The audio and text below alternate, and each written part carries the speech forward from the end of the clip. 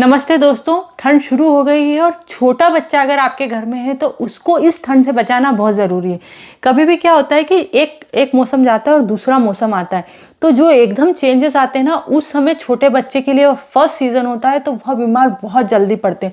जब एक जैसा ठंड पड़ने लग जाएगी ना, तो बच्चे की बॉडी उसके हिसाब से सेटल हो जाएगी, उसके लिए बिल्कुल नया नहीं रहेगा, तो वो बच्चे को तब परेशान नहीं करेगा।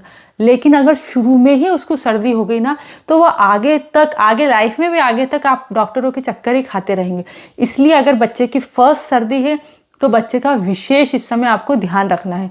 सबसे ज़्यादा ध्यान आपको रात में रखना चाहिए। देखिए, दिन में तो हम सब लोग आसपास रहते हैं, तो अगर बच्चे ने ब्लैंकेट उगाड़ा या उसने टॉयलेट किया, कुछ भी किया, तो हम बच्चे का ध्यान रखते हैं, उसको बहुत अच्छे से ध्यान रख लेते हैं।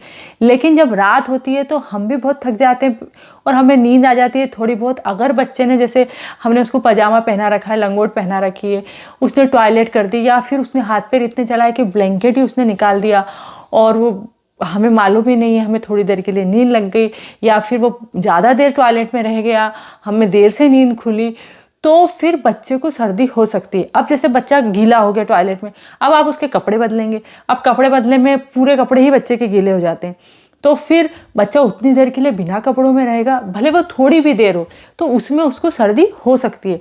तो इसके लिए क्या ज़रूरी है कि आप डायपर यूज़ कीजिए। चाहे तो मार्केट में इतने अच्छे पैम्पर्स के या फिर ममा अर्थ के और भी ब्रांड के डायपर आते हैं, वह यूज़ कर सकते हैं।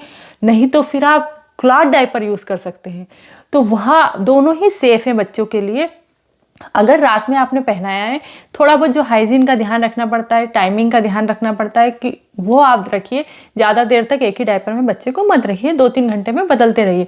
लेकिन अगर आपने इन सब चीज़ों का ध्यान रखा और बच्चे को डायपर पहनाया, तो उससे फ़ायदा क्या होगा कि बच्चे ने डायपर पहन लिया, उसके बाद में आप उसको अच्छे से वन पीस आता है वह पहना सकते हैं। आजकल ब्लैंकेट आते हैं ज़िपर वाले, वह पहना देंगे तो बच्चा पैर चलाएगा तो ब्लैंकेट नहीं उड़ेगा। और जब बच्चा टॉयलेट भी करेगा तो देखिए, पैम्पर वालों में ऐसे येलो कलर की एक लाइन देते हैं, तो आप देख के समझ जाएंगे कि डायपर फुल हुआ है कि नहीं, तो आप इजीली उसका चेंज कर सकते हैं। बच्चा अच्छे से दूध पी के अच्छे से नींद ले लेगा, तो वह उसकी हेल्थ के लिए भी अच्छा होगा। क्योंकि बच्चा क्या है, बार बार उठता है, रात में भूख लगती है, टॉयलेट करता है, भूख लगती है, टॉयलेट करता है, तो इसके कारण क्या होता है कि बच्चे की नींद भी नहीं हो पाती है और वह अच्छा उसका हेल्थ नहीं बन पाता है, तो वह भी फ़ायदा हो जाएगा आपको। और बच्चा सबसे ज़्यादा ठंड से बचा रहेगा। अगर आपके बच्चे की पहली सर्दी और इसमें बच्चे को कोल्ड हो जाता है ना, तो फिर ऐसे में छोटे बच्चे को निमोनिया होने के चांसेस बहुत ज़्यादा हो जाते हैं। और छोटा बच्चा फिर पूरी तरह से दवाओं पे डिपेंड हो जाता है, क्योंकि इतने छोटे बच्चे को हम घरेलू नुस्खे भी उसके ऊपर नहीं आजमा सकते हैं, तो आप बहुत परेशान हो जाएंगे। और अगर एक बार छोटे बच्चे को निमोनिया हो गया ना, तो फिर आगे चल के 5-6 साल तक आपको उसकी बहुत ज़्यादा केयर करनी पड़ेगी, क्योंकि उसका इम्यून सिस्टम थोड़ा वीक हो जाएगा।